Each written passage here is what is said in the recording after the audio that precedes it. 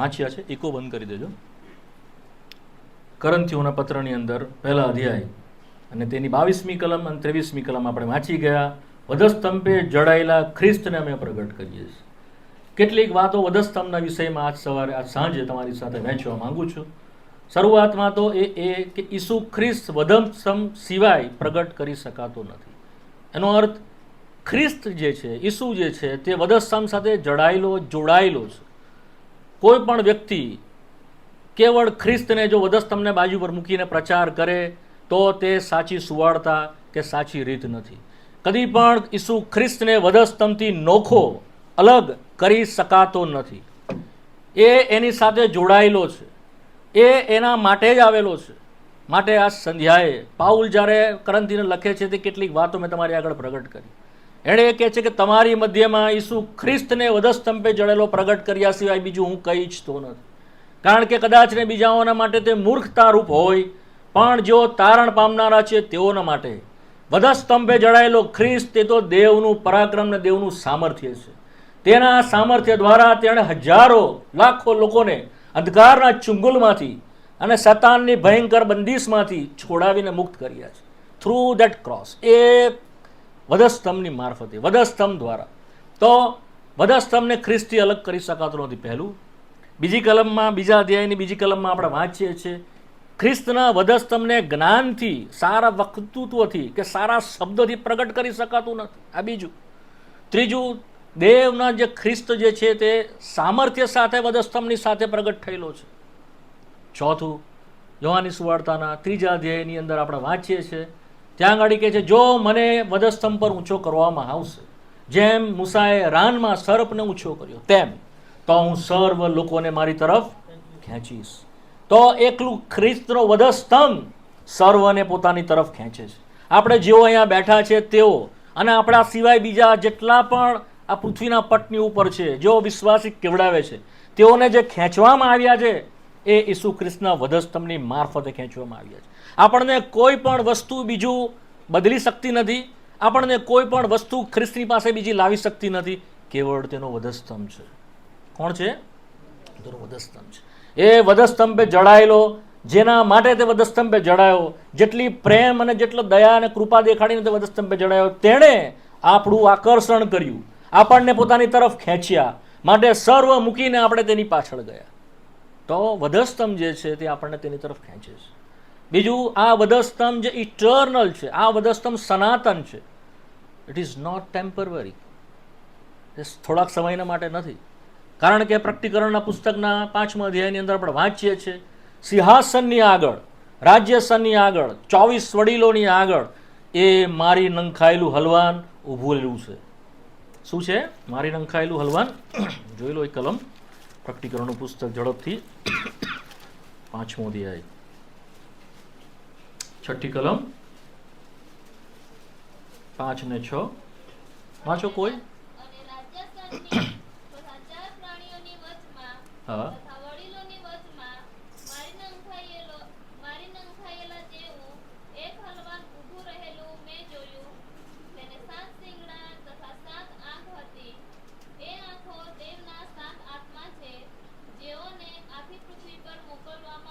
હા, રાજ્ય શનિ તથા 4 પ્રાણીઓની વચમાં. આ ભવિષ્યની વાત લખવામાં આવેલી છે કે જ્યારે તેઓ એટલે સર્વ જ્યારે સમય પૂરો થઈ જશે અને જ્યારે ઇટર્નિટીમાં એટલે અનંતકાળમાં આપણે પ્રવેશીશું ત્યારે પણ મારી નંખાયેલું જેવું એક હલવાન ઊભું રહેલું જોયેલું છે.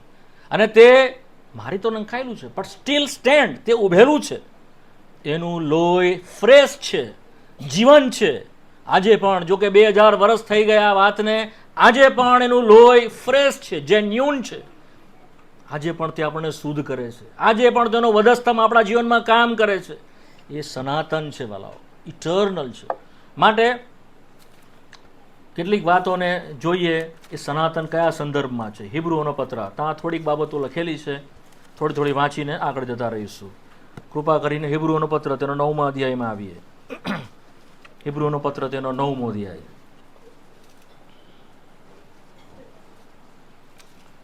હિબ્રુઓનો પત્ર તેનો 9મો અધ્યાય તેની 12મી કલમ વાંચીએ.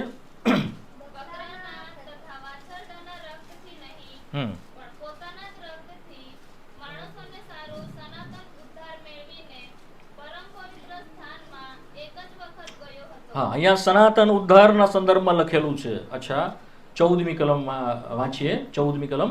તો ખ્રિસ્ત જેણે સનાતન આત્માથી પોતાના પંડનું દોષ વગરનું બલિદાન દેવને આપ્યું, તેનું રક્ત તમારા હૃદયને જીવતા દેવને ભજવા સારું નિર્જીવ કામોથી કેટલું બધું વિશેષ શુદ્ધ કરશે. હા, આ અહીંયા સનાતન આત્મા લખવામાં આવ્યું છે. તમે ધ્યાન કરજો. પહેલા સનાતન ઉદ્ધાર 12મી કલમની અંદર, 14મી કલમમાં લખે છે સનાતન આત્મા.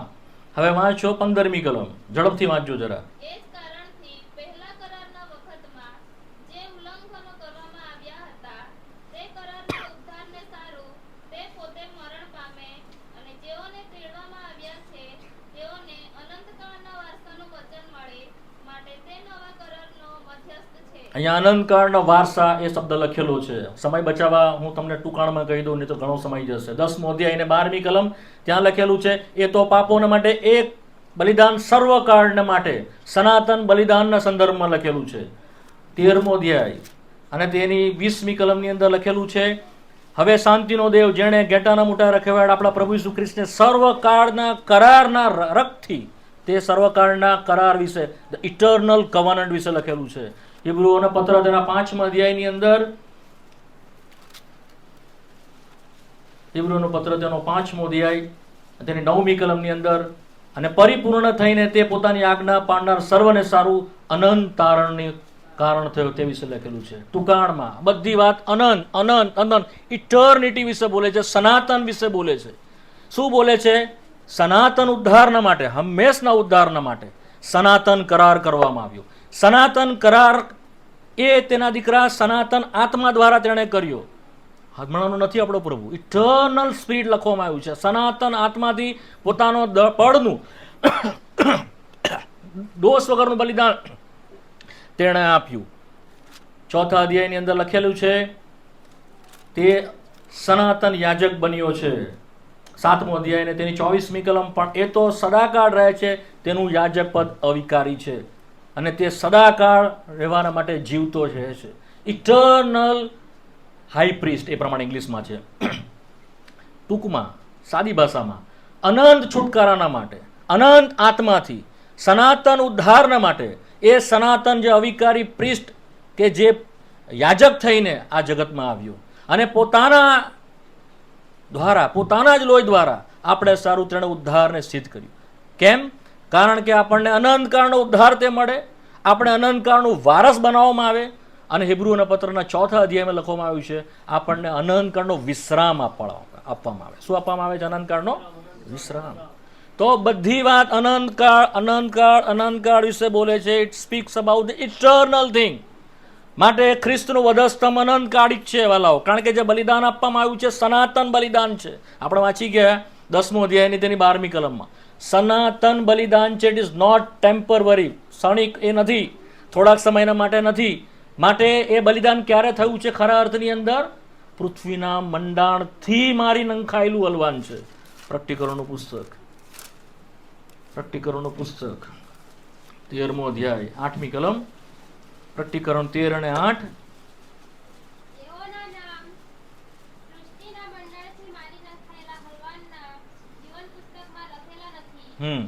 એવા પૃથ્વી પર રહેનારા સર્વ તેની આરાધના કરશે. હા, જેઓના નામ સૃષ્ટિથી મંડાણથી મારી નંખાયેલા હલવાનના પુસ્તકમાં લખેલા નથી. એ હલવાન ક્યારે મારી નંખાયેલું છે? ક્યારે? સૃષ્ટિના કશું બનેલું નહીં ત્યારથી તે મારી નંખાયેલું છે. 2000 વર્ષ પહેલા આપણો દેહ, પ્રભુ ઈસુ દેહમાં આવ્યો અને દહીધારી થઈને મરણ પામ્યો, પણ એ ત્યારથી નથી. ઇટર્નિટીમાંથી તે મરેલો છે અને અનંતકાળ સુધી તે ઉભેલો છે. તો શેતાનના ચુંગલમાંથી આપણે છૂટી શકીએ છીએ. સમજ પડી? ક્ષણિક વાત નથી, થોડાક સમયની વાત નથી. નહીં તો આપણને શેતાન પકડીને ઇટર્નિટીમાં ખેંચી જતે. ક્યાં લઈ જતે? આપણને અનંતકાળમાં ખેંચી જતે, ત્યાં દોષિત ઠરાવતે આપણને.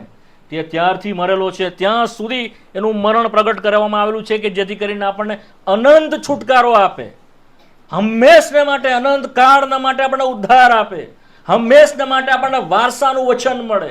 માટે આ બધી વસ્તુ આત્મિક છે અને અનંતકાળ સુધી ટકનારી છે. બીજી એક વાત તમને આજ સંધ્યાએ કહેવા માંગુ છું. આ વાતને બરાબર વધસ્તંભની વાત સમજતા પહેલા આપણે સમજવી પડશે. આ દુનિયા, આ જગત એ દેવનું નથી. રિમેમ્બર, આ સૃષ્ટિ જે હમણાં જે છે, જેને દેવના વચનમાં હાલનું જગત કહેવામાં આવ્યું છે, હાલનું જગત એ પ્રમાણે છે બધી બહુ ઘણી જગ્યા રેફરન્સીસમાં, એ શૈતાનનું છે. કોનું છે? હા, તેને દેવનું કોઈ લાગ ભાગ નથી એની અંદર. જ્યારે માણસને દ્વારા આ જગતની અંદર શૈતાને પાપને પ્રસાર્યું, આ જગત પાપમાં ગરક થવાના કારણે દેવની પવિત્રતા, દેવનો મહિમા, દેવનો ગૌરવ આ સૃષ્ટિને શોભતું નહોતું અને રહી શકતું નહોતું.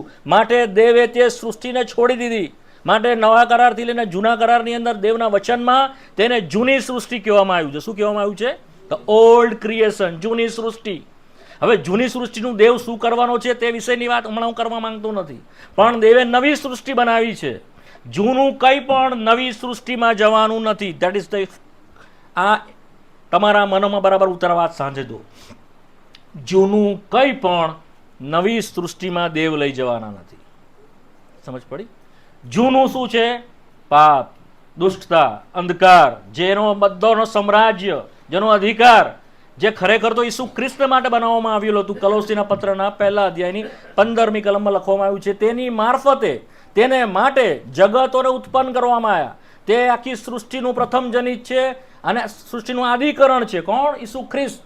એના માટે દેવે બધું બનાવ્યું, પરંતુ પાપને કારણે કશું પણ તેના હાથમાં રહ્યું નહીં. શત્રુએ સર્વ લઈને એના કબજામાં લઈ લીધું. માટે યોહાનની સુવાર્તામાં જ્યારે પ્રભુ ઈસુ ખ્રિસ્ત પોતાના વધસ્તંભની વાત પ્રગટ કરે છે, તે પહેલા એક શબ્દને તે બોલે છે. 12મો અધ્યાય યોહાનની સુવાર્તા. તમારું ધ્યાન તેની ઉપર કેન્દ્રિત કરો. યોહાનની સુવાર્તા 12મો અધ્યાય, ઝડપથી આવજો. યોહાનની સુવાર્તા 12મો અધ્યાય અને તેની 31મી કલમ.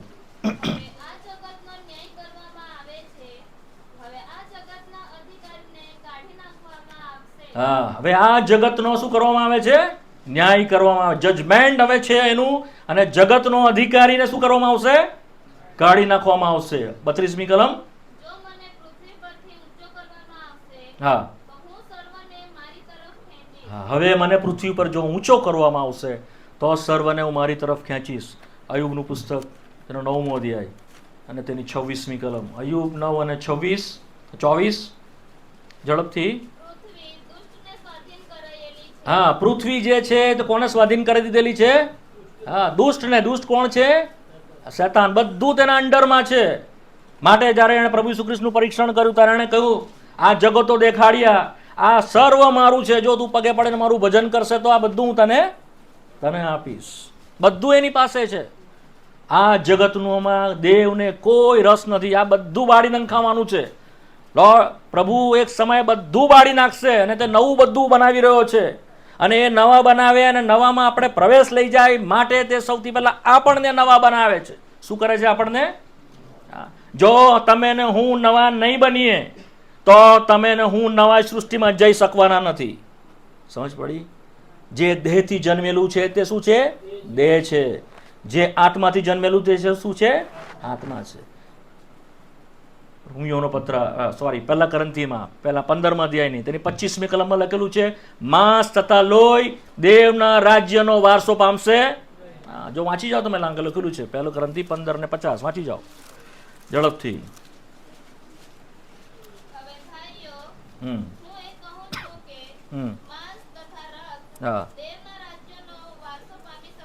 હા, માંસ કે લોહી દેવના રાજ્યનો વારસો પામશે નહીં.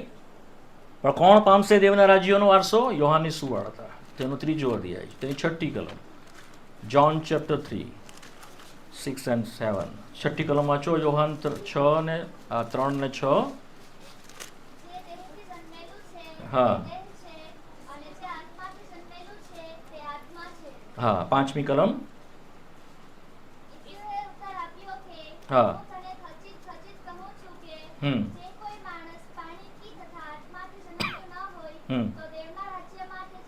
હા, જઈ શકતું નથી. દેવના રાજ્યમાં જવાના માટે આત્મિક રીતે જન્મવું પડશે. દૈહિક રીતે કોઈ પણ વસ્તુ એ નવી સૃષ્ટિમાં જવાની નથી. જૂનું અહીંયા જ રહી જવાનું છે. અચ્છા, 7મી કલમ વાંચો. હા.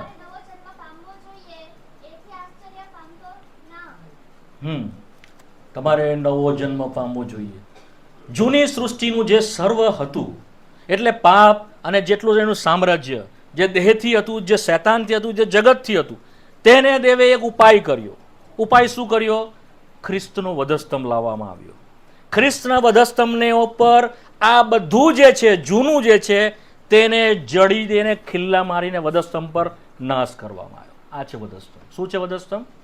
જેટલું જૂનું છે, જેટલું આદમથી છે, જેટલું શૈતાનથી છે, જેટલું અંધકારનું છે, એ બધું દેવે ભેગું કરી ઈસુ ખ્રિસ્તમાં શિક્ષાના રૂપે, દંડના રૂપે, કોપના રૂપે વધસ્તંભ પર મૂકીને તેને માર્યું છે. શું કર્યું છે? કોણે માર્યું છે? કોણે માર્યું છે? હવે મને ખબર નથી તમે વધસ્તંભને શું સમજો છો. આજ સાંજે અલગ રીતે તમે સમજાવું છું, તમે બરાબર સમજો. વધસ્તંભ પર ઈસુ ખ્રિસ્ત મરાયો છે, પણ શું બનીને મરાયો તમને ખબર છે? પાપ બનીને મરાયો. શું બનીને મરાયો છે? પાપ. તે આપણા માટે પાપ રૂપ થઈ ગયો. પહેલું કરંથી તેનો 5મો અધ્યાય, બીજું કરંથી તેનો 5મો અધ્યાય તેને 21મી કલમ, તેને આપણા માટે પાપ રૂપ કરી દેવામાં આવ્યો. માટે જ્યારે ત્યાં લખવામાં આવ્યું છે કે જો રાનમાં જેમ મૂસાએ સર્પને ઊંચો કર્યો અથવા મૂક્યો, તેમ જે કોઈ મને જોશે. સર્પની સંજ્ઞા કેમ આપવામાં આવી? શા માટે? પિત્તળનો સર્પ ઊંચો કરેલો હતો, કારણ કે સર્પ તેઓને રાનમાં ડંખેલો, અને જેટલા ડંખાયેલા હતા તેટલા એ સર્પને જોયો અને તેઓ બચી ગયા. શા માટે પ્રભુ ઈસુ ખ્રિસ્તની સાથે સરખાવી દેવામાં આવ્યો ખબર તમને? કમ્પ્લીટલી આપણો પ્રભુ એક કક્ષા સુધી ગયો. એટલો બધો એની ઉપર જે આપવામાં આવ્યું છે શિક્ષા, કે જાણે કે સૌથી વધારે ગુનેગાર તે છે, આખા જગતનો ગુનેગાર તે છે, સર્વમાં પાપીઓમાં મુખ્ય પાપી તે છે, એમ રીતે તે મરણ પામ્યો છે. તે આપણા માટે શ્રાપિત થયો છે ગલાતી 3 અને 13 પ્રમાણે. તેને જે કોઈ ઝાડ પર ટંગાયેલું છે તે શ્રાપિત છે.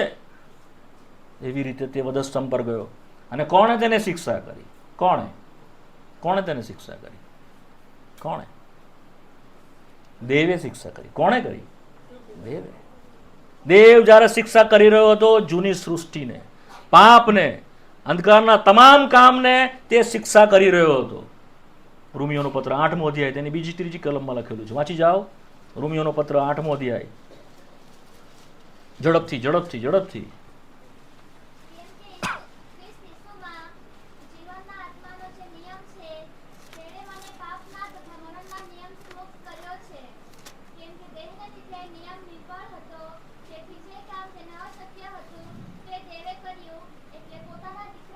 જે કામ તેને અશક્ય હતું તે કોણે કર્યું? દેવે કર્યું. શું કર્યું દેવે? પોતાના દીકરાને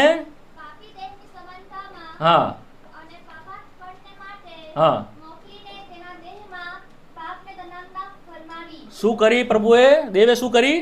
પાપને દંડ આજ્ઞા ફરમાવી. શેમાં? ઈસુના દેહમાં. ઈસુના પાપને શિક્ષા ફરમાવવામાં આવી. દેવે જે એનું જજમેન્ટ છે, એનું જે ન્યાય શાસન છે, તે લાદ્યું એના દીકરામાં. તો વધસ્તંભમાં જો આપણે નહીં આવીએ, વધસ્તંભની પાસે નહીં આવીએ અને એના પર વિશ્વાસ નહીં કરીએ કે બધું જે આદમમાં હતું તે તેણે નાશ કર્યું છે, અને હવે દેવ એવું ચાહે છે કે જો તમારે નવી સૃષ્ટિમાં જવાનું છે તો થ્રુ ક્રોસ, આ વધસ્તંભ દ્વારા જવું પડશે. બીજો કોઈ માર્ગ નથી. શું? બીજો કોઈ માર્ગ? એક જ માર્ગ, જે વધસ્તંભ. આ આપણે ઠરાવ્યું નથી, આ આપણે બનાવ્યું પણ નથી, આ દેવે ઠરાવ્યું છે અને દેવે બનાવ્યું છે. માટે એના અનંતકાળનો વધસ્તંભ કે ઇટર્નલ ક્રોસ કહેવામાં આવે છે. નવી સૃષ્ટિ ને જૂની સૃષ્ટિની વચ્ચે એક જ વસ્તુ છે, અને જે છે ઈસુનો વધસ્તંભ. જો તમે ને હું એની પાસે આવીને એની મારફતે વિશ્વાસ દ્વારા કે તે મારા માટે મરાયો, મારા બદલે મરાયો, એવો વિશ્વાસ કરતા નથી, અને બીજું કે જ્યાં સુધી હું પોતે એની સાથે મરણની સમાનતામાં નથી આવતો, આ પાપનું શરીર નિરર્થક થશે નહીં, તો મને કે તમને એમાં વધસ્તંભની પાછળ જે નવી સૃષ્ટિ છે તેમાં કોઈ લાગ ભાગ રહેશે નહીં. અહીંયા વાત એ નથી કે આપણે જૂની સૃષ્ટિમાં કેટલા સારા છે. અહીંયા વાત એ નથી કે આપણે કેટલા સુસંસ્કૃત છે જૂની સૃષ્ટિમાં. અહીંયા એ વાત એ નથી કે જૂની સૃષ્ટિની અંદર આપણે કેટલા બધા ભણેલા ગણેલા અને કેટલા પૈસાદાર છે. અહીંયા વાત એ છે જૂની સૃષ્ટિમાંથી આપણે મર્યાલા છે કે નહીં, તો નવી સૃષ્ટિમાં આપણને લાગ ભાગ થશે. સમજાય છે મારી વાત? ઈસુ ખ્રિસ્તે મરવું પડ્યું છે. આ વાત બરાબર સમજો. ઈસુ ખ્રિસ્તે મરવું પડ્યું છે. 2 રીઝન આપવામાં આવેલા છે દેવના વચનમાં વધસ્તંભ પર તેના મરવાના માટે. એક છે પાપોના માટે બલિદાન. શું છે? એક પાપોને માટે સેક્રિફાઈસ લખ્યું ને ત્યાં આગળ. સનાતન બલિદાન તેણે કર્યું. તેણે બલિદાન કર્યું. તેણે પોતાનું આપણા માટે પ્રાયશ્ચિત કર્યું. પ્રાયશ્ચિત તેનું લોહી કરતું હતું. પિતા તેઓને માફ કર, પિતા તેઓને માફ કર, પિતા તેઓને માફ કર, એમ કરીને એનું લોહી પ્રાયશ્ચિત કરતું હતું. પ્રાયશ્ચિત એટલે ભૂલ કોઈ કરે તો એના માટે પ્રાયશ્ચિત કરે ને, મને માફ કર. એ આપણા બદલે ઈસુનું લોહી આપણા માટે પ્રાયશ્ચિત કરતું હતું. બલિદાન થઈને તે બલિ થતો હતો, બલિદાન થતું હતું. તો આ પહેલું કામ ખ્રિસ્તના વધસ્તંભે આપણા માટે કર્યું છે. આપણા પાપોની શિક્ષામાંથી ક્ષમાના માટે માફ કરી દેવામાં આવે. That is the first work. આ પહેલું કામ છે. બીજું વધસ્તંભ પર કામ એ કરવામાં આવ્યું છે કે ખાલી ક્ષમાથી જ નહીં ચાલશે.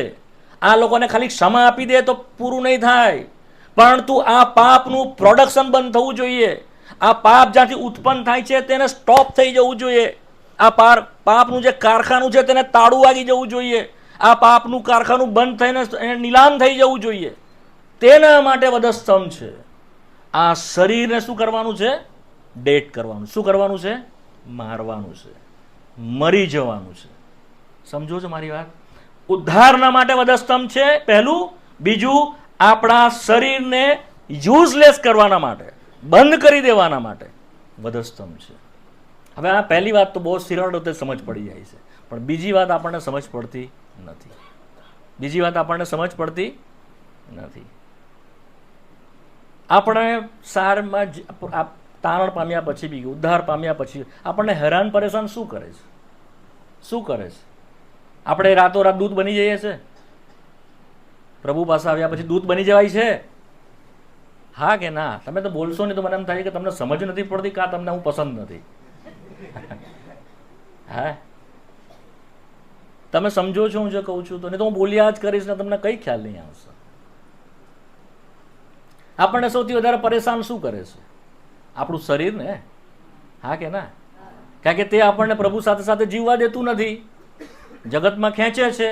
એની પોતાની ઈચ્છા છે, જાત જાતની ઈચ્છા છે આપણા શરીરને. આ જોઈએ, પેલું જોઈએ, આંખોની દ્રષ્ટિ, હા, કાન, બધું જ જગતનું સૃષ્ટિના અંકુશમાં છે, માટે ખેંચે છે આપણને. છે તો આપણે પ્રભુના. આ પૃથ્વીની ઉપર રહીએ છીએ. જ્યાં સુધી નસ્કોરમાં શ્વાસ છે, મરીશું નહીં ત્યાં સુધી તો અહીંયા જ રહેવાનું છે ને. રાતોરાત તો પ્રભુ આપણને લઈ નથી જતો. તારણ પામ્યા, ચાલો હવે નથી રહેવાનું, ઉપર જતા રહીએ. નહીં, આપણે અહીંયા જ રહીએ છીએ. તો મુશ્કેલી શું કરે છે? આપણું દેહ આપણને ખેંચે છે, જગત આપણને ખેંચે છે, શૈતાન આપણને ખેંચે છે, અને આપણે પડી જઈએ છીએ, આપણે હારી જઈએ છીએ, આપણે થાકી દઈએ છીએ, આપણે બધું છોડી દઈએ છીએ. હા કે ના? પ્રભુની પાછળ ચાલવાનું બહુ કઠણ પડે છે. કેમ કઠણ પડે છે? ફ્લેશ, આ શરીરના કારણે. તો દેવે ઈસુ ખ્રિસ્તમાં બીજો એક પ્રબંધ કર્યો છે જે મોટે ભાગે આપણે સમજતા નથી, તો જાણતા નથી. તે વાંચીએ છીએ રોમિયોનો પત્રના 6 અધ્યાયની 6ઠી કલમમાં છે લગભગ, મારા ખ્યાલથી. વાંચો રોમી 6:6. એ પણ તમે સમજો આજ સાંજે, એવી મારી ઈચ્છા છે. હા,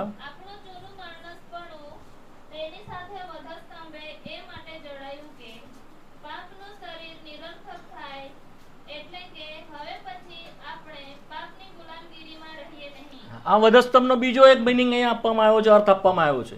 એ બતાવે છે કે આપણે પણ ઈસુ ખ્રિસ્ત સાથે વધસ્તંભ પર જડાયેલા છે. શું છે આપણે? હા, આપણે વર્ષો પહેલા, 2000 વર્ષ પહેલા એની સાથે વધસ્તંભ પર હતા. તમે કે ભાઈ અમે તો જન્મેલા જ નહીં, પણ દેવનું વચન એવું કહે છે કે તમને ને મને સર્વને ઈસુ ખ્રિસ્ત સાથે વધસ્તંભ પર જડેલા છે, એની અંદર હતા. એટલા માટે તો આપણે વિશ્વાસથી એને માની લેવાનું છે.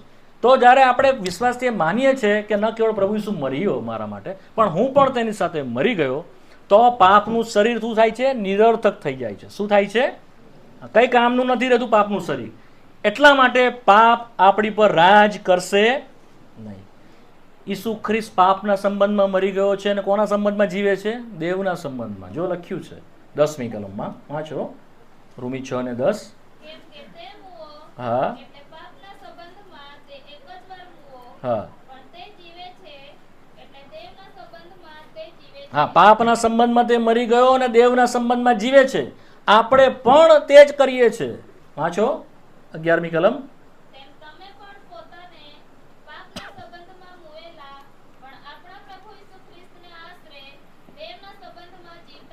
હા, તમે પાપના સંબંધમાં મરેલા અને દેવના સંબંધમાં જીવતા ગણો, પણ એ શક્ય ક્યારે બન્યું? ઈસુ ખ્રિસ્ત વધસ્તંભ પર ગયો ત્યારે. આજ સાંજે વધારે એના પર જોઈશું નહીં, પ્રભુની ઈચ્છા છે બીજી કોઈ વાર તો તેને જોઈશું, પણ આજ સાંજે આપણે તેના અર્પણ વિશે થોડું જોવાના છે. શું અર્પણ તેણે વધસ્તંભ પર પોતાને કર્યું, કે જે અનંત કાળ સુધી ટક્યું છે, અને અનંત કાળમાં પણ તે આપણને સુરક્ષિત કરશે. કેવળ જો તમે સાદો સરળ નાના બાળક જો વિશ્વાસ કરશો તો ઇટર્નિટીમાં એ વધસ્તંભ દ્વારા એ નવી સૃષ્ટિમાં તમે જશો, જે વિશે કલોસીના પત્રના પહેલા અધ્યાયમાં આપણે વાંચીએ છીએ. તેણે અંધકારના રાજ્યમાંથી છોડાવીને તેના પ્રિય પુત્રના રાજ્યમાં તે આપણને લાવે છે. એની મહાન કૃપામાં, તેની મહાન દયામાં આપણાથી થઈ શકતું નહોતું એ દેવે પોતે એના દીકરામાં કર્યું છે. તે આપણા માટે અર્પણ થયો છે. લેવીઓનો પુસ્તકની અંદર થોડાક તેના વિશે જોઈને આગળ જતા રહીશું. લેવીઓનું પુસ્તક તેનો પહેલો અધ્યાય, તે આપણા માટે 5 પ્રકારના અર્પણ થયો તેને ત્યાં નોંધવામાં આવ્યા છે. હું ચાહું છું કે તમે થોડીક એની માહિતી તમારી પાસે હોય. વધારે ડિટેલમાં નહીં જોઈશું, ખાલી ઉલ્લેખ ઉપરથી કરી દઉં. લેવીઓનું પુસ્તક એનો પહેલો, બીજો, ત્રીજો, ચોથો અને 5મો અધ્યાય, આ 5 અધ્યાય આપવામાં આવેલા છે લેવીઓના પુસ્તકમાં. તમે ચાહે તો નોંધી લેજો, તમારા સમયમાં તેને મનન કરજો. આ બધા જે જૂના કરારના જે અર્પણ જે છે, જે બલિદાન છે, તે ઈસુ ખ્રિસ્તના અર્પણ કે બલિદાન વિશે બોલે છે. વાલાઓ, એમનેમ તેઓ કરતા નહોતા, એમનેમ તેઓને ખાલી આજ્ઞા આપેલી નહીં, પરંતુ એ જ્યારે બલિદાન કરતા ત્યારે દેવ જોતો એક દિવસ આવવાનો છે, મારો દીકરો બલિદાન થવાનો છે, કે જે પૃથ્વીના મંડાણા ગામથી ઓલરેડી થયેલો છે, એને એનામાં જોઈને એ બલિદાનોને તે સ્વીકારતો અને તેઓના પાપોની તે માફી આપતો. કોના? ઇસ્રાયેલના લોકોને તે માફી આપતો. પહેલા અધ્યાયની અંદર એક અર્પણ વિશે વાંચીએ છીએ, લેવીઓનું પુસ્તક પહેલો અધ્યાય અને તેની 3જી કલમ. જો કોઈનો અર્પણ ઢોરના દહનાર્પણનું હોય તો તે એકરહિત નર ચઢાવે. હા, સૌથી પહેલું અર્પણ છે દહનીય અર્પણ. શું છે? શેનું અર્પણ છે? દહનીય અર્પણનું અર્પણ છે. દહનીય અર્પણનું અર્પણ શું બતાવે છે? સુવાસના માટે, જે સુવાસિત યજ્ઞ છે. જો તેની 9મી કલમ. પણ તેના આંતરડા તથા તેના પગ તે પાણીથી ધોઈ નાખે, અને યાજક વેદી પર તે સઘળાનું દહન કરે. તે યહોવાને સારું સુવાસિત દહનાર્પણ એટલે હોમ યજ્ઞ હા, સુવાસિત. દેવના નસકોરાની અંદર તેની સુગંધ તેને આવી. તમે અને હું અને આપણા પાપ દેવના નસકોરાની અંદર ધુમાડાના જેવા છે. તે સહન કરી શકતો નથી. એટલા બધા, ન કેવળ આપણા આખા જગતના જે ભયંકર પાપો તેની આગળ ધુમાડાના જેવા ચડે છે. પળમાં તે સર્વનો સંહાર કરે એ શક્ય છે, પરંતુ દેવની આગળ જ્યારે તે અર્પણ થયો ત્યારે સૌથી પહેલું દહનીયાર્પણના રૂપમાં તે અર્પણ થયો. આ દહનીયાર્પણનું અર્પણ જે પાપના સંદર્ભમાં નથી. ફર્સ્ટ એ ધ્યાન રાખજો. શરૂઆતના જે 3 અર્પણ છે, સૌથી પહેલું દહનીયાર્પણ, ત્યાર પછી ખાદ્યાર્પણ અને ત્રીજું છે સત્યાર્પણ. આ 3 અર્પણ જે છે તે પાપના સંદર્ભમાં નથી. પહેલું જે અર્પણ જે છે દહનીયાર્પણ, તે માણસની, દરેક વ્યક્તિ ચાહે પુરુષ કે સ્ત્રી, એની નૈતિક ફરજ છે કે તે દેવને માટે જીવે, તે દેવને પ્રાપ્ય થાય, તેના દ્વારા દેવનો મહિમા થાય. તેના બોલવા, તેના ઉઠવા, તેના બેસવા, જેના માટે માણસને બનાવ્યો છે, that is the first purpose. આપણે દેવનો મહિમાના માટે છે. શાના માટે માણસને બનાવ્યો છે? આપણે તેના મહિમાના માટે છે. આ પહેલો પર્પસ છે. એ આપણે કર્યું નહીં, એ આપણાથી થઈ શક્યું નહીં. માટે તે સૌથી પહેલા દેવને સુવાસના રૂપમાં ચડ્યો. જે વાંચીએ છીએ આપણે નિર્ગમનના 29મા અધ્યાયમાં અને તેની 8મી કલમ, 18મી કલમ. નિર્ગમન 29 ને 18. ઝડપથી વાંચી જાઓ, સમય નહીં બગડે. અને તું આખા ઘેટાનું વેદી પર દહન કર. હા. તે યહોવાને સારું દહનાર્પણ છે. તે સુવાસને અર્થે યહોવાને સારું હોમ યજ્ઞ છે. હા, તે દહનીયાર્પણ પૂરેપૂરું કર. આખું કશું ભાંગવાનું નહીં. તેની તમે જો ડિટેલમાં વાંચશો તો ચરબી પણ અલગ નહીં કરવાની, તેનું લોહી બી અલગ નહીં કરવાનું, આંતરડા બી અલગ નહીં કરવાનું, કશું નહીં. આખું શરીર, આખો ઘેંટો કે આખું વાછરડું નર એબ રહિત, જેનામાં કોઈ દોષ નથી, એવું ખોડ ખાપડ વગરનું આખું દહન કરી દે, કેમ કે તે મારું છે. ઉત્પત્તિના પુસ્તકની અંદર તેના વિશે થોડીક છાપ આપેલી છે. ઉત્પત્તિનું પુસ્તક હું કલમ વાંચી જાઉં છું, 8મો અધ્યાય અને તેની 20મી કલમ. જ્યારે નૂહે તેનું બલિદાન આપ્યું, જ્યારે પૃથ્વીનો નાશ કર્યો ત્યારે, અને નૂહે યહોવાને સારું એક વેદી બાંધી, સર્વ શુદ્ધ પશુઓમાંથી તથા સર્વ શુદ્ધ પક્ષીઓમાંથી કેટલાક લઈને તેણે વેદી પર હોમ કર્યો. 21મી કલમ.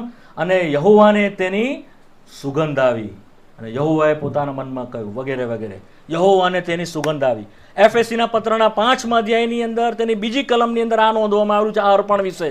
તે સુવાસને અર્થે દેવને ચર્યું. સ્વીટ સોવર એ પ્રમાણે લખેલું છે ઇંગ્લિશની અંદર. તે સુવાસને અર્થે ચર્યું. બીજું છે લેવીનું પુસ્તક, તેનો 2જો અધ્યાય. ત્યાં આગળ બીજું અર્પણ છે, જોઈ લો ઝડપથી. લેવીનું પુસ્તક તેનો 2જો અધ્યાય અને તેની પહેલી કલમ વાંચો.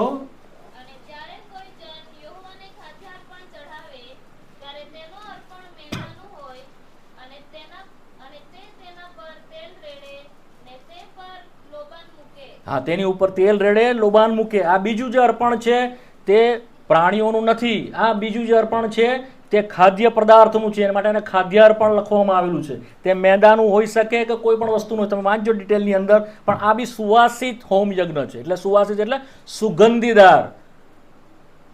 જો તેની 12મી કલમ વાંચો. પ્રથમ ફળના અર્પણ બસ બસ, પ્રથમ ફળનું અર્પણ, ફર્સ્ટ ફ્રૂટ, પહેલું અર્પણ આપવાનું. અચ્છા 13મો અધ્યાય, આ 13મી કલમ, સોરી.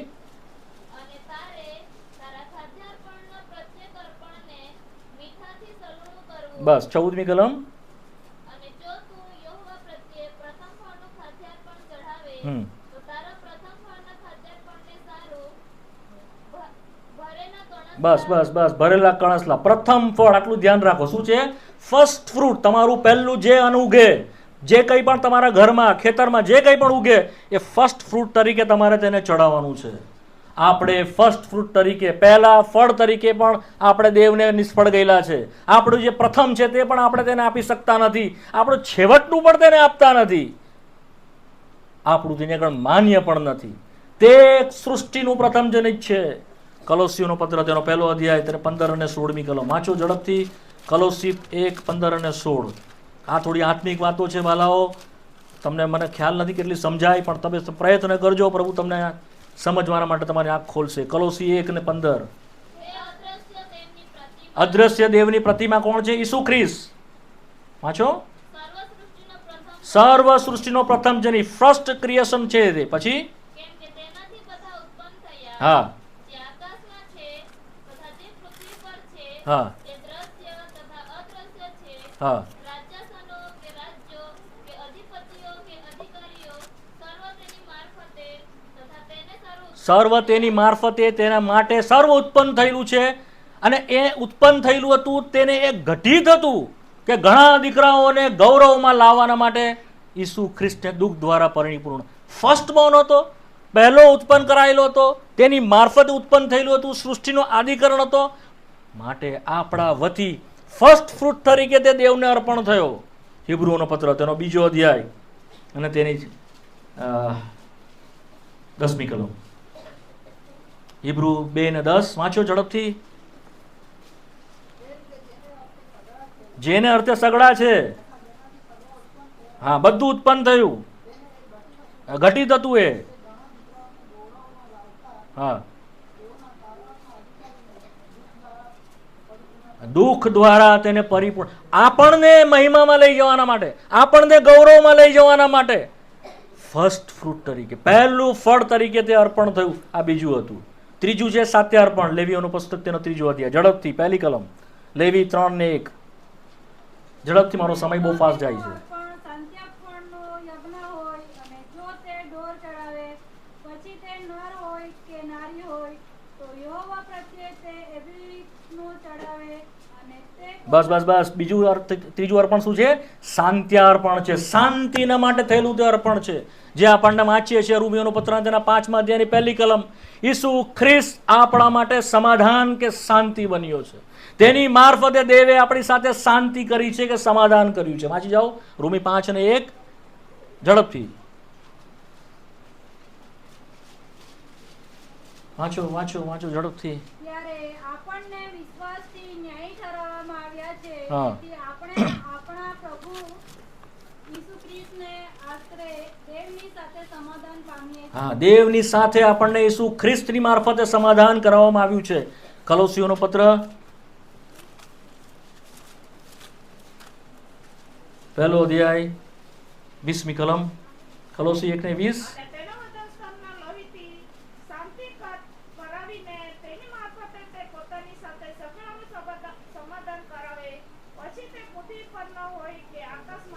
પૃથ્વી પરના કે આકાશમાંના સર્વની સાથે દેવે સામે ચાલીને સમાધાન કર્યું છે, શાંતિ કરી છે. મને તમારાથી કશું જ દુઃખ નથી, તમારી માટે મને કોઈ ફરિયાદ નથી, તમારા માટે હવે મને મારા મનમાં કોઈ કોપ કે રોષ નથી. જો તમે મારા દીકરા ઈસુ ખ્રિસ્તમાં છો તો તમારી સાથે મારી શાંતિ છે. તમારા પક્ષનું સર્વ મારા દીકરાએ ભરી આપ્યું છે. શું એ તમે જાણ્યું વાલાઓ? દેવની શાંતિ આપણને ત્યારે મળશે જો દેવની સાથે આપણને શાંતિ હોય. બંને વાત અલગ છે. તમારા મનમાં મગજમાં બરાબર ઉતરવા દો. જો દેવની સાથે શાંતિ થઈ નથી, એની સાથે ઝઘડો ચાલુ છે, એની સાથે સમાધાન થયું નથી, એની સાથે સીધું થયું નથી, તો દેવની જે અમાપ્ય શાંતિ, જે માણસની સમજ શક્તિની બહાર છે, તે તમે ને હું નહીં અનુભવીએ. આપણે બેચેન રહીશું, આપણે અશાંત રહીશું. વાલાઓ, માણસનો સૌથી મોટામાં મોટો પ્રોબ્લેમ શું છે ખબર છે? અશાંતિ છે, બેચેની છે. તમારી પાસે લાખો કરોડ રૂપિયા આવી જાય તો પણ તમને શાંતિ નહીં મળે. તમે આ જગતની અંદર સર્વ પામી જાઓ પણ તમને શાંતિ નહીં મળે. તમે કઈ પણ વસ્તુ છોડીને બધું કરીને તમે એમ કહો કે હવે મને કઈ વસ્તુની અછત નથી, તો પણ તમે બેચેન હોઈ શકો છો. તમે તમારા મનની વાત તમારા પત્નીને નહીં જણાવી શકો, તમારી પત્ની તમારા પતિને નહીં જણાવી શકે, તમે તમારા બાળકોની સાથે નહીં જણાવી શકો.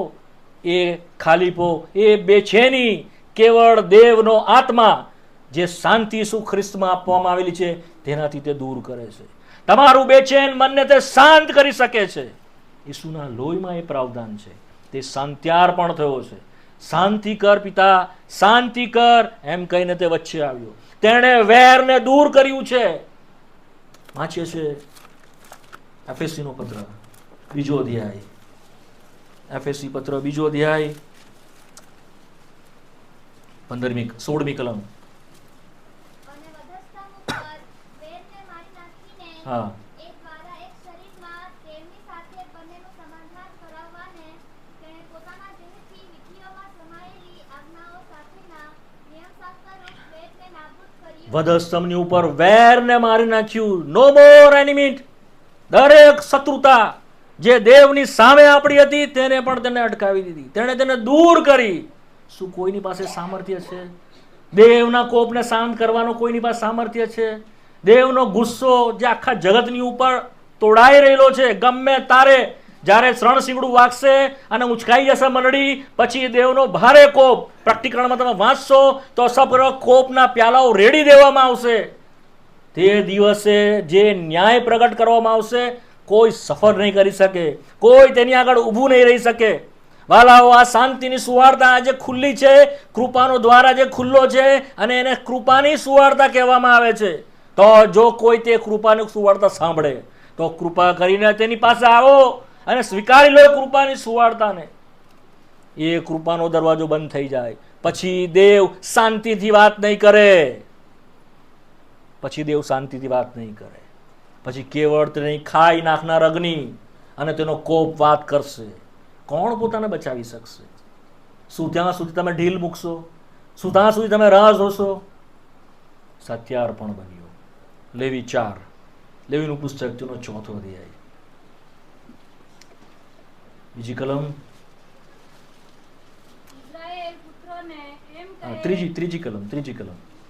જો કિસેથી યાજક પાપ કરીને લોકો પર દોષ લાવે તો જે પાપ તેણે કર્યું હોય તેને લીધે પાપસ્થપણને સારું તે યહોવા પ્રત્યે એબરહિત જીવનમાં સતત ચડાવે. પાપ પર અર્પણ આ ચોથું છે. પાપ ને સારું અર્પણ. પહેલા 3 અર્પણ પાપના સંદર્ભમાં નથી. માઇન્ડ વેલ, ધ્યાન રાખજો. ચોથું અર્પણ એ પાપના સંદર્ભમાં છે. પાપ પર અર્પણ કહેવામાં આવ્યું છે. ધ સિન ઓફરિંગ ઇંગ્લિશમાં કહે છે.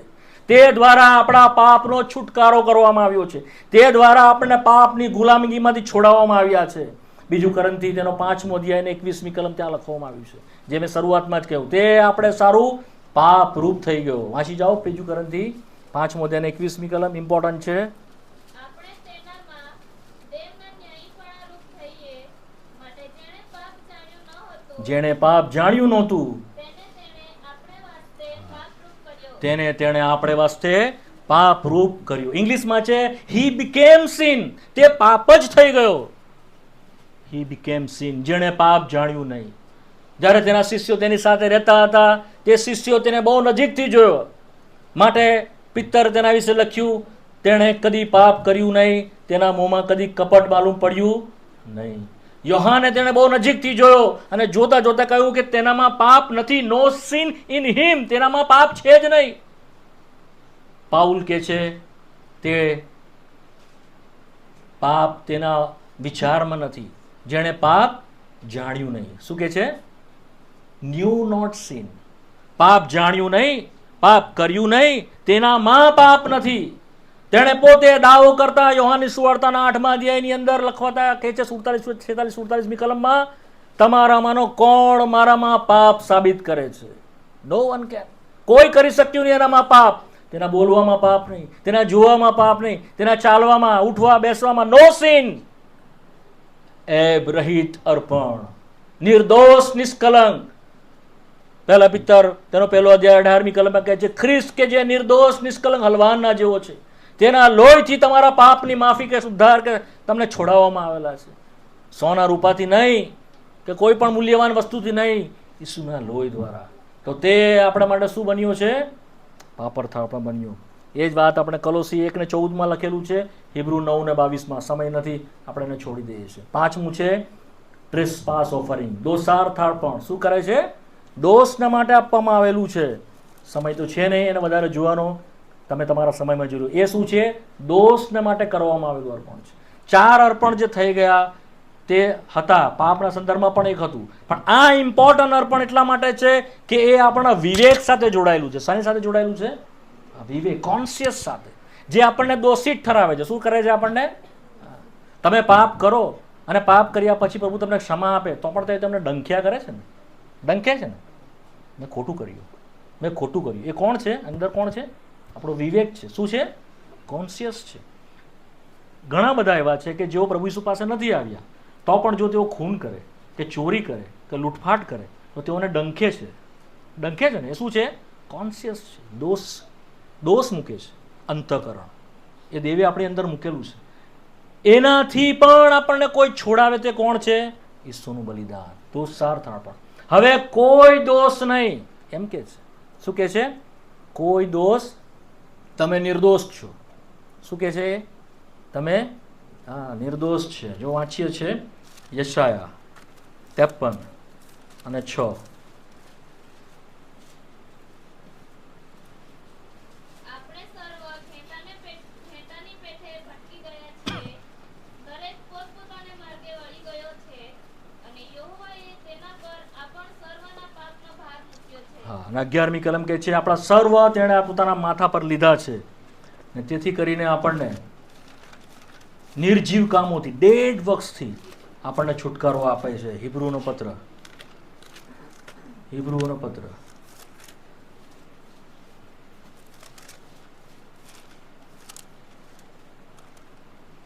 10મો અધ્યાય 22મી કલમ. માટે દુષ્ટ અંતઃકરણથી છૂટવા સારું આપણા હૃદય પર સંકલ્પ પામીને તથા નિર્મળ પાણીથી શરીરને ધોઈને આપણે શુદ્ધ હૃદયથી અને પૂરેપૂરા નિશ્ચયથી વિશ્વાસ રાખીને દેવની સન્મુખથી જઈએ. દેવની સમક્ષ જવાના માટે બીજો કોઈ માર્ગ નથી. ઈસુનું વધસ્તંભ અને એનું લોહી છે. તમે કે હું કોઈ પણ એના રાજ્યસનની પાસે, કૃપાસનની પાસે જઈ શકતા નથી, એને જોઈ શકતા નથી, એની પાસે જવાની તો વાત જ ક્યાં હતી. માટે જૂના કરારની અંદર એક પરમ પવિત્ર સ્થાન હતું ને પવિત્ર સ્થાન હતું. એ પવિત્ર સ્થાન અને પરમ પવિત્ર સ્થાનની વચ્ચે પડદો હતો. જ્યારે તેણે સંપૂર્ણ કહ્યું ને ઘાંટો પાડીને એણે પ્રાણ છોડ્યો ઈસુ ખ્રિસ્તે, એ પડદો ઉપરથી નીચે સુધી ફાટી ગયો. શું થઈ ગયો? ફાટી ગયો.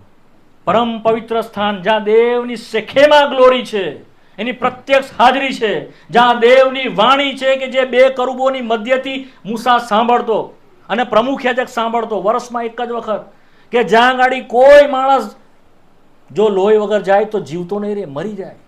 કોઈ જઈ નહીં શકે મોસ્ટ હોલી પ્લેસમાં, અંદરના ભાગમાં.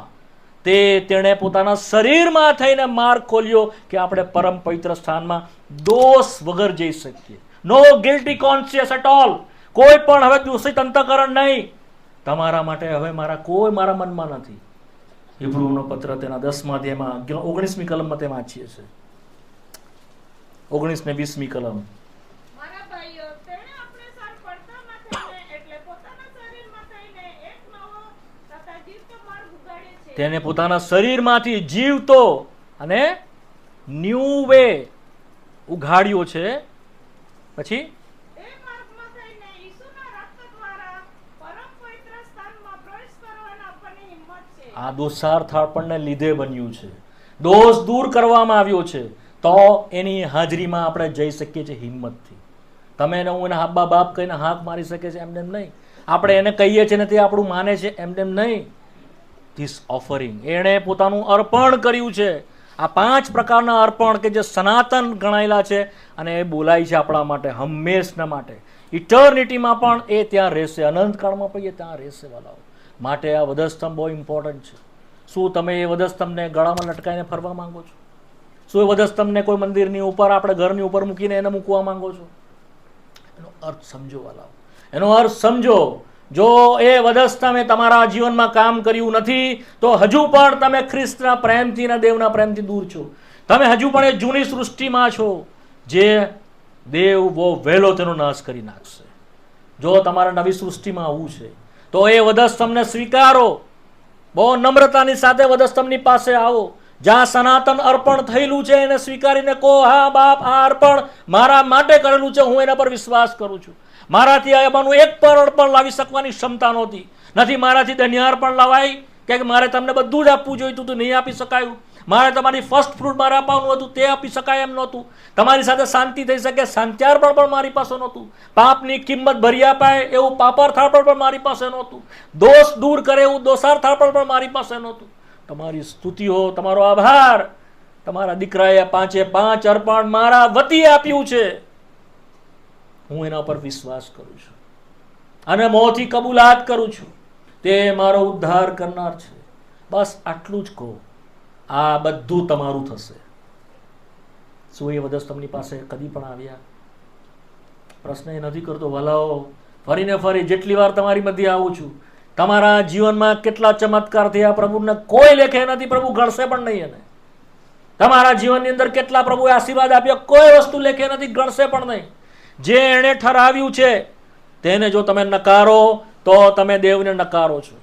એણે ઠરાવ્યું છે ઈસુનો વધસ્તંભ, એ સિવાય બીજું હું કંઈ તમારી આગળ જાણવા માંગતો નથી, એના સિવાય બીજું કંઈ પ્રગટ કરવા માંગતો નથી. શું તમે મારા દીકરાના વધસ્તંભની પાસે આવ્યા? શું તમે વિશ્વાસ કર્યો કે એણે તમારા માટે બલિદાન થયો છે? શું તમે વિશ્વાસ કરો છો કે તમે એની સાથે મરાયેલા છો તો તમારું શરીર નિરર્થક થયું છે? તો તમારું જૂનું દૂર કરવામાં આવશે અને નવા રાજ્યમાં, નવી સૃષ્ટિમાં તમારો લાગ ને ભાગ રહેશે. નહીં તો ગીતો ગાતા ગાતા કબરની ગરકમાં ઉતરી જશો, સેવોલ સુધી પહોંચી જશો, બચવાનો કોઈ માર્ગ નહીં રહે. ચેતવણીની સાથે દેવની હાજરીમાં, દેવના આત્માના અધિકારથી, વચનના અધિકારથી તમને વિનંતી કરીએ છીએ. જો એ વધસ્તંભની પાસે સાચા મનથી આવ્યા નથી, આત્મિક રીતે જન્મ્યા નથી, કદી જ પસ્તાવો કર્યો નથી, ટુડે આજે પસ્તાવો કરો સાચા મનથી અને કહો, પ્રભુ બસ હવે મારું જે છે તો અહીંયા બંધ થાય છે, હવે મારું કંઈ નહીં. તે જે કંઈ ઠરાવ્યું છે હું એનો વિશ્વાસ કરું છું. તારા વધસ્તંભને મારામાં કામ કરવા દે. મને વધારે સમજ નથી પડતી, મને આ ભાઈ શું બોલે છે વધારે કંઈ ખબર નથી પડતી, પણ એટલી જ વાત મને ખબર પડી, વધસ્તંભ પર ઈસુ મારા માટે ગયો, હું એનો સ્વીકાર કરું છું. બસ આટલી જ વાત. શું આટલું કહેશો? વધારે બહુ મોટી વાત નહીં. વધસ્તંભ પર જે કંઈ તેણે કર્યું છે, તમારા માટે કર્યું છે, એને સ્વીકારી લો. સાદા વિશ્વાસથી, નાના બચ્ચા જેવા વિશ્વાસથી, નાના છોકરાના જેવા વિશ્વાસથી. કેવળ તેણે આપણા માટે બલિદાન કર્યું એટલું નથી, પરંતુ તે વધસ્તંભ શું છે ખબર? તમને ખબર છે? પોતાનો નકાર છે. શું છે? હા, પોતાનો નકાર તેણે કર્યો. જો એક કલમ તમને વંચાવો, લુકની સુવાર્તા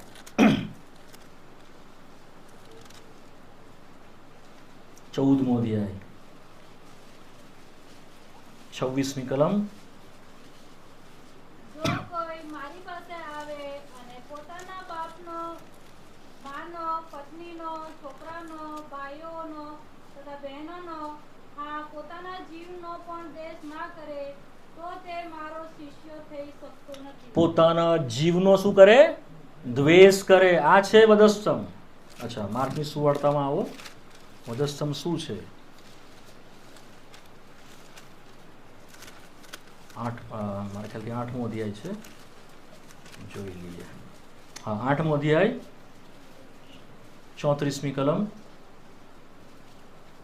અને તેણે પોતાના શિષ્યો સુદ્ધા લોકોને પાસે બોલાવીને તેઓને કહ્યું કે જો કોઈ મારી પાછળ આવવા ચાહે તો તેણે પોતાનો નકાર કરવો. તેણે પોતાનો નકાર કરવો. વધસ્તંભ શું છે? પોતાનો નકાર. જે એણે શિષ્યોને શીખવાડ્યું તે જ એણે પોતાના સંદર્ભમાં કરીને બતાવ્યું છે.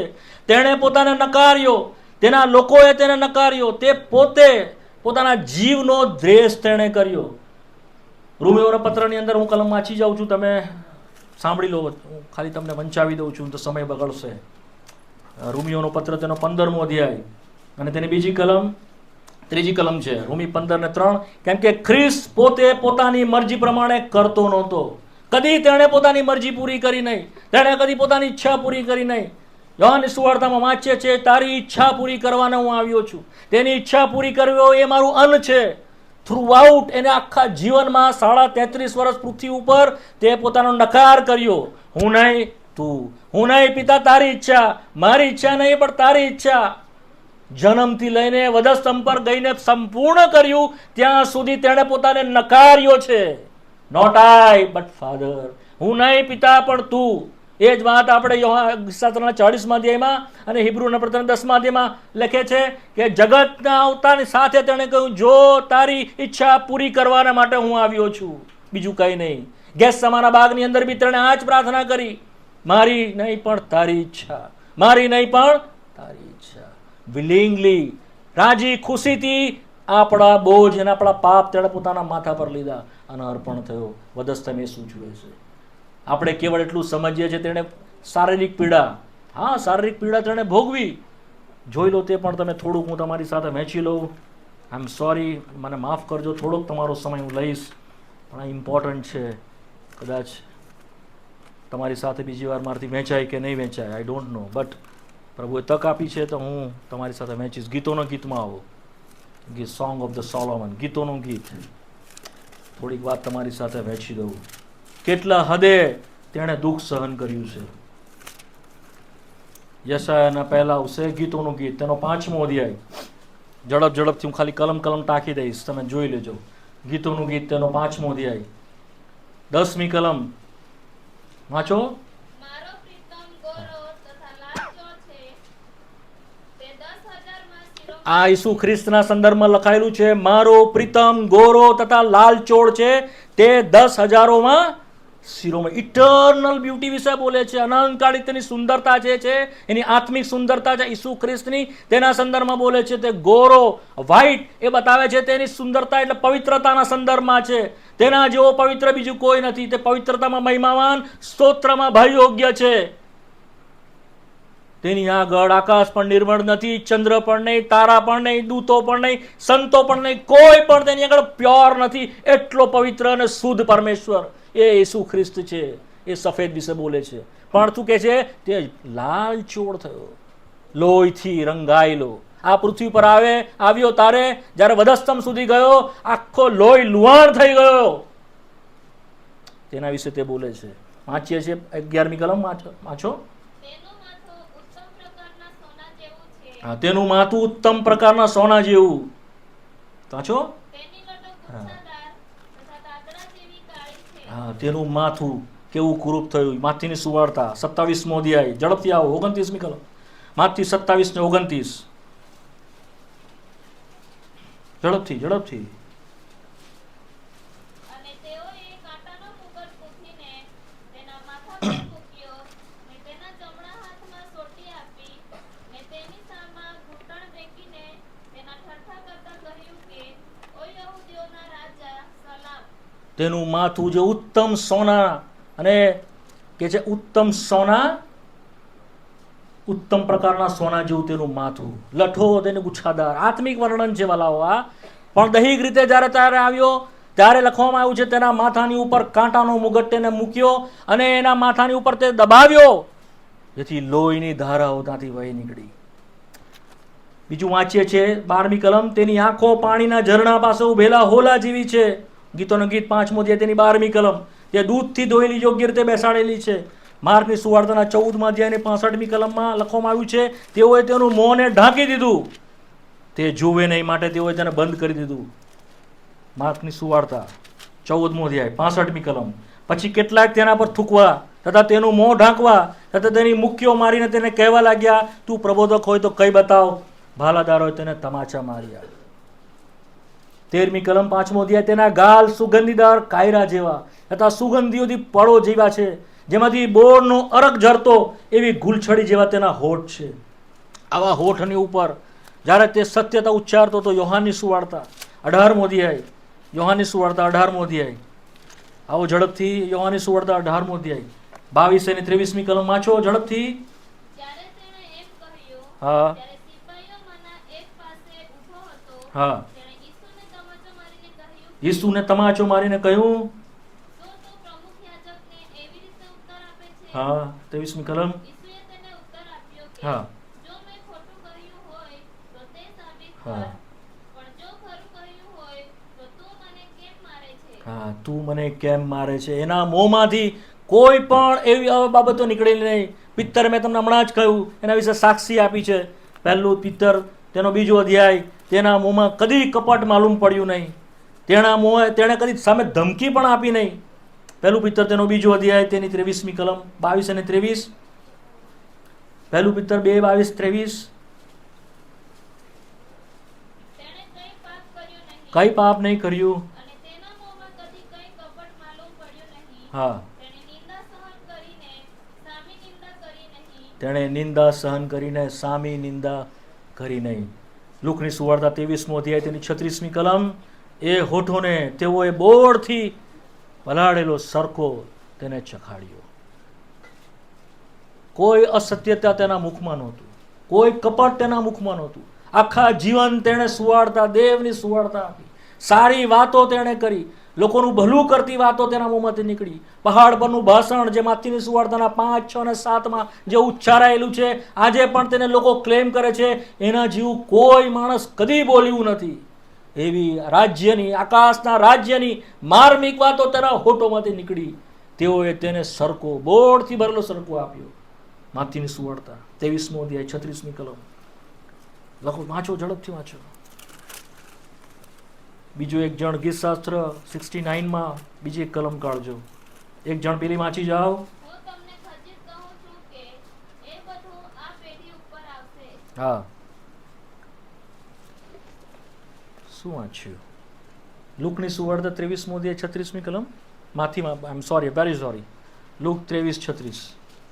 સિપાહીઓએ પણ તેના ટુકડા કર્યા હમ અને પાછા આવીને તેને સરખો આપવા લાગ્યા. હા, તેને સરકો આપવા લાગ્યા. ગીતશાસ્ત્ર 69માં એક કલમ નોંધેલી છે, 21મી કલમ વાંચી જાઓ. ગીતશાસ્ત્ર 69 ને 70, 21.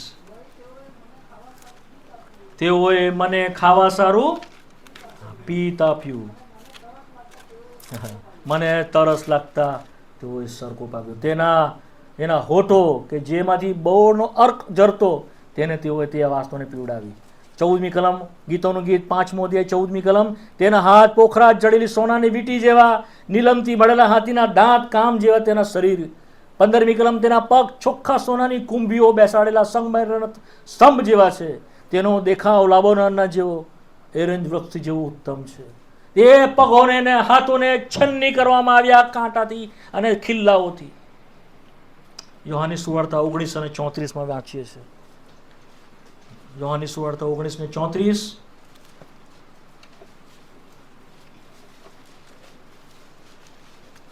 તો પણ એક સિપાહીએ ભાલાથી તેની કોપ વીંધી, હા, એટલે તરત તેમાંથી લોહી તથા પાણી નીકળ્યા.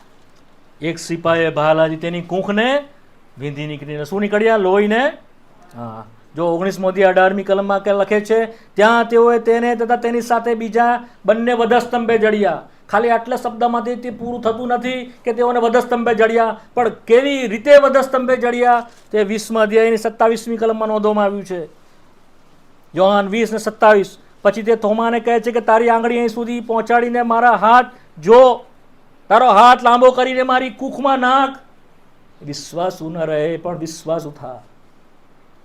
એણે પોતાના હાથ બતાવ્યા, પોતાના પગ બતાવ્યા, પોતાની કૂખમાં કહ્યું મારા હાથ અહીંયા નાખીને જો. જે પુષ્કળ મૂલ્યવાન ગીતોના ગીતમાં લાગે છે, તે અતિ સુંદર, અતિ મનોહર સ્પિરિચ્યુઅલ બ્યુટી વિશે બોલે છે વાલાઓ. તેની આત્મિક સુંદરતા, જે કુરૂપ કરવામાં આવી. યશાયાના 53મા અધ્યાયમાં લખે છે કે તેને અમે જોયો ત્યારે તે એવો હતો કે તેનામાં કોઈ સૌંદર્ય નહીં, તેનામાં કોઈ લાવણ્ય નહીં. યશાયા 53 અને બીજી કલમ. આવો પ્લીઝ ટર્ન વિથ મી. યશાયા ચેપ્ટર 53 વર્સ 2, 53 ને 2. હા, વાંચો વાંચો. તે તો તેની સમ્મુખ ફણગાની પેટે તથા સૂકી ભૂમિની જળની પેટે ઉગ્યો. તેનામાં કોઈ સૌંદર્ય નહીં. વાંચો. ને લાવણ્યના કોઈ લાવણ્ય નહીં. વાંચો વાંચો વાંચો. આપણે તેને જોયો ત્યારે તેનું સ્વરૂપ એવું ન હતું કે આપણે તેને ચાહીએ. આપણે એને ચાહીએ પણ નહીં. જ્યારે તેને જોયો, કેમ, કેવો થયો તે? વાંચો ત્રીજી કલમ. તે માણસથી ધિક્કારાયેલો તથા તજાયેલો હતો, દુઃખી પુરુષને દર્દનો અનુભવી, ને જેને જોઈને આપણે મુખ અવળું ફેરવીએ. આપણે તેને જોઈને મુખને અડવું ફેરી દઈએ. તેઓ તે તજાયેલો, કુરૂપ હતો. બહુ બધી રેફરન્સીસ છે. તેના મોં પર થૂકવામાં આવ્યો, તેણે પોતાનું મોં પણ સંતાડ્યું નહીં. તેણે પોતાની પીઠ ચાસ પાડે તેમ ચાસ પાડવાના માટે ગીતશાસ્ત્ર 129 અને 3 લખેલું છે.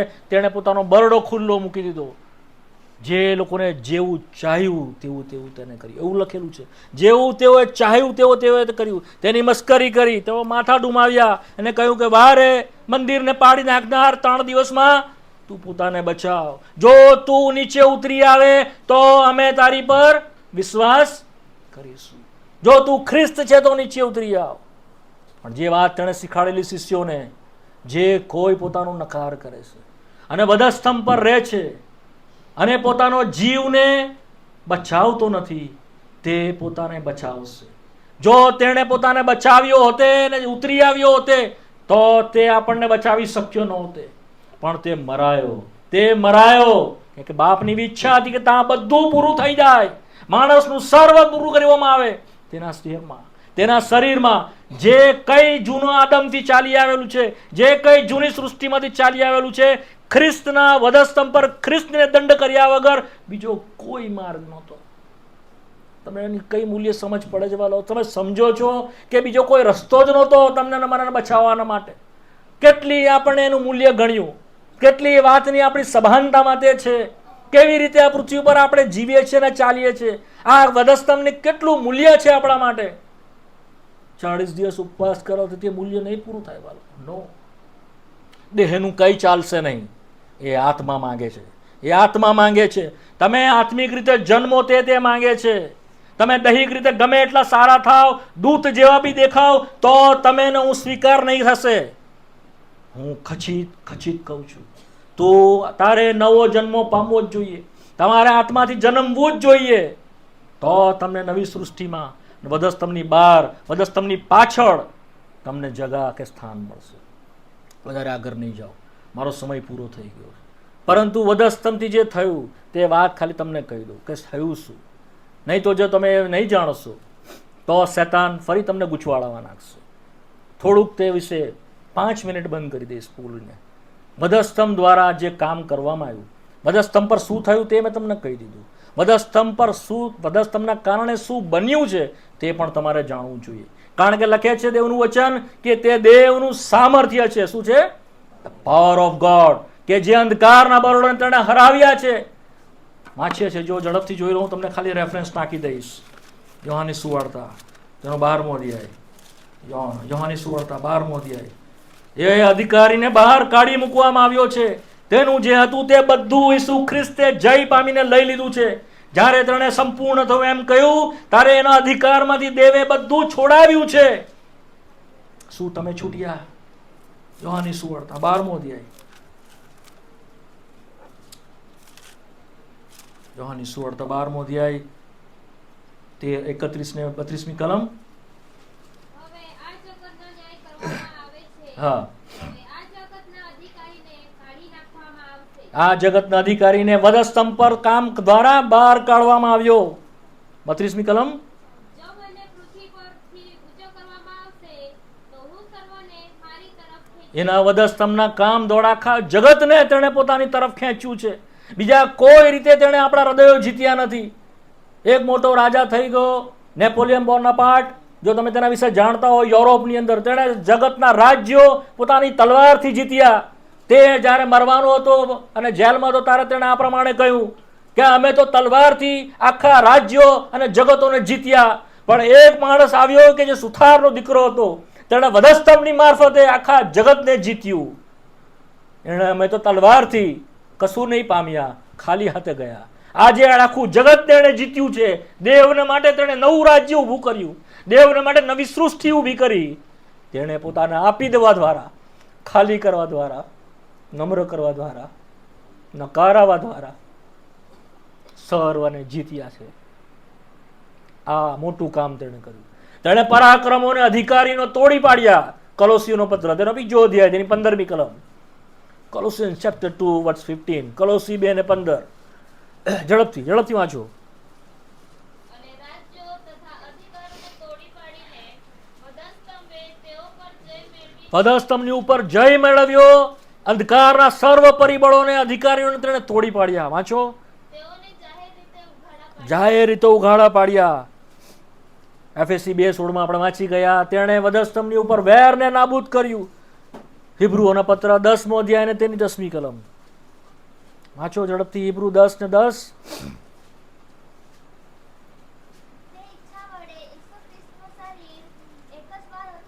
એક જ વખત અર્પણ થવા દ્વારા આપણને પવિત્ર કરવામાં આવ્યા છે. કોઈ વસ્તુ આપણને પવિત્ર કરી શકતું નથી. એક જ અર્પણ, વારંવારના અર્પણ નહીં, એક જ અર્પણ હંમેશના માટે કર્યું છે કે જે આપણને પવિત્ર બનાવે છે. કોલોસી 2:14. કોલોસી 2:14.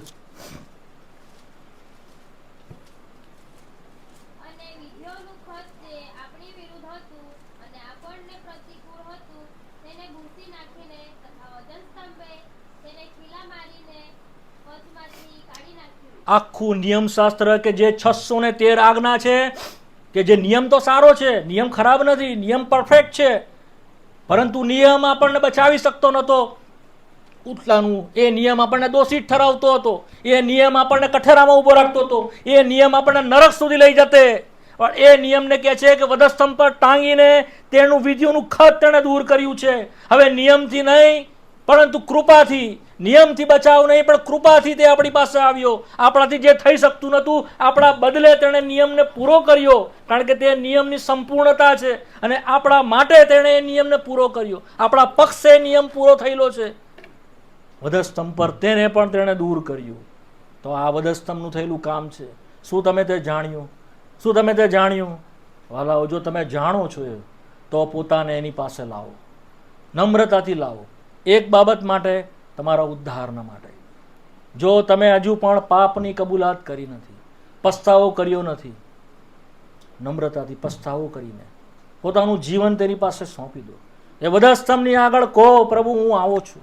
આ વધસ્તંભની આગળ હું પોતે નતમસ્તક થઈ જાઉં છું, હું નમ્ર થઈ જાઉં છું. જ્યાં તે પોતાને ખાલી કરી દીધો.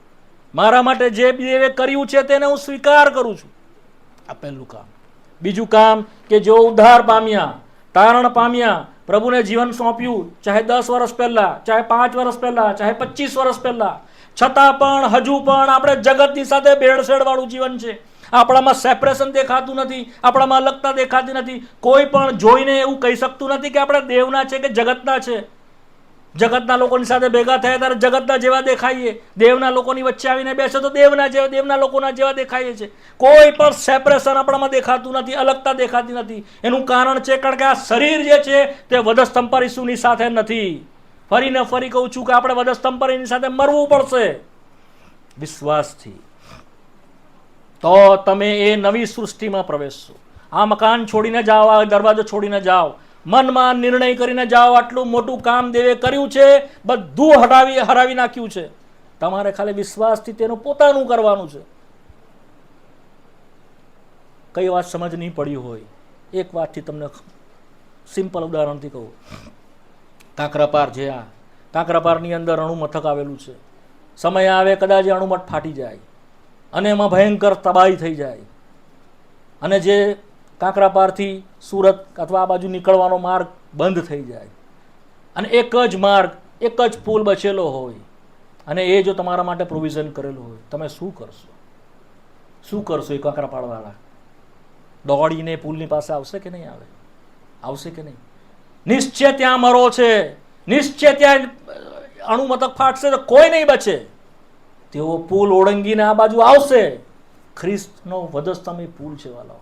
જો એ પુલ ઓળંગીને તમે નવી સૃષ્ટિમાં નહીં આવો તો તમે જૂનાની અંદર મરશો જ મરશો.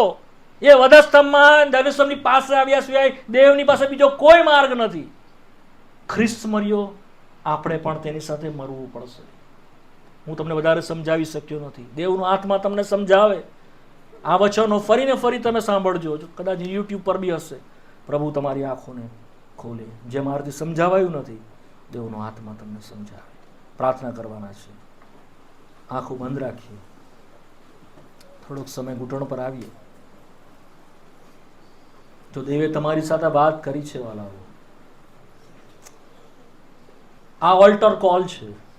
અમે એટલા માટે આ ઓલ્ટર કોલ આપીએ છીએ કે તમે એને કાલ પર મુલતવી નહીં રાખો.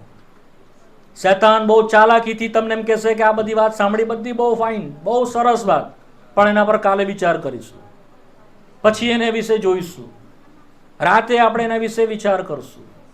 હમણાં છોડી દો. Don't do this. શૈતાનની વાત નહીં સાંભળો.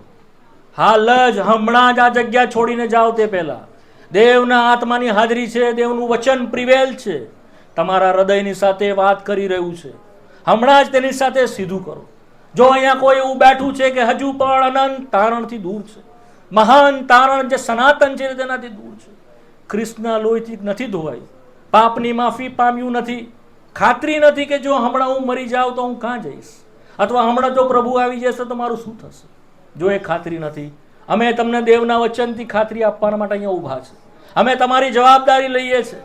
તમે દેવની સાથે સમાધાન કરો માટે અમે તમને વિનંતી કરીએ છીએ.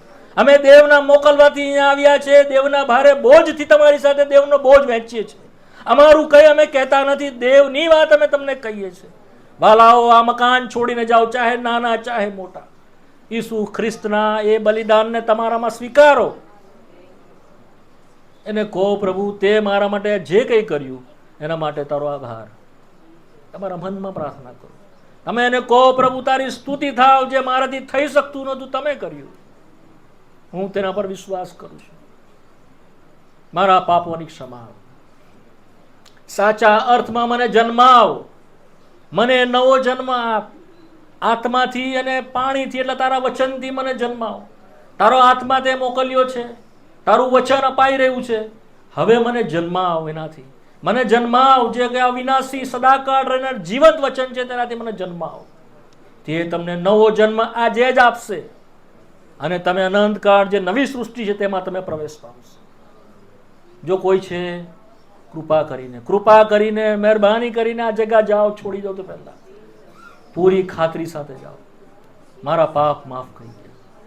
ગીત શાસ્ત્ર 32 દાઉદ કહે છે, મેં મારા પાપ કબૂલ કર્યા અને તેણે મારા પાપ માફ કર્યા. જો આપણે આપણા પાપ કબૂલ કરીએ તો આપણા પાપ માફ કરવાને તથા આપણને સર્વ અન્યાયથી ધોઈને શુદ્ધ કરવાને ઈસુ ખ્રિસ્ત વિશ્વાસુ તથા ન્યાયી છે. 1 યોહાન 1 અને 9. તમારા પાપોને કબૂલ કરો. સાચા મનથી પસ્તાવો કરો. તમારા હૃદયની સત્યતાથી તેને સોંપો.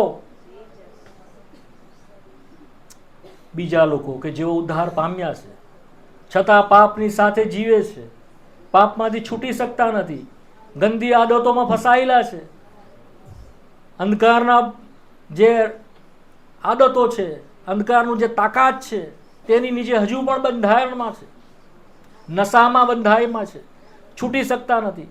જાહેરમાં નહીં પણ ગુપ્તમાં ગંદુ જીવન છે, ભયંકર ગંદુ જીવન છે, જે તેઓને બેચેન બનાવે છે, જે તેઓને દોષિત ઠરવે છે. તમને છોડતું નથી. ભયંકર આદતોમાં ફસાયેલા છો, છોડતું નથી. પ્રભુને કહો, પ્રભુ એ વધસ્તંભની તાકાત કે જેમાં સામર્થ્ય રહેલું છે તેનાથી મને છોડાવો. આજે તમારો છુટકારો તમારો થશે. અમે તમને વચનના અધિકારથી કહીએ છીએ કે જો તમે સાચા મનથી કહેશો કે ખ્રિસ્તના વધસ્તંભથી એ દૂર થા, એ દૂર થશે. ભયંકર આદતો તમારી છૂટી જશે અને તમે પૂરી રીતે સ્વતંત્ર થશો.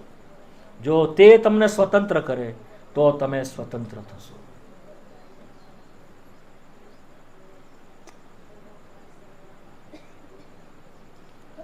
પ્રાર્થના કરવાના છે.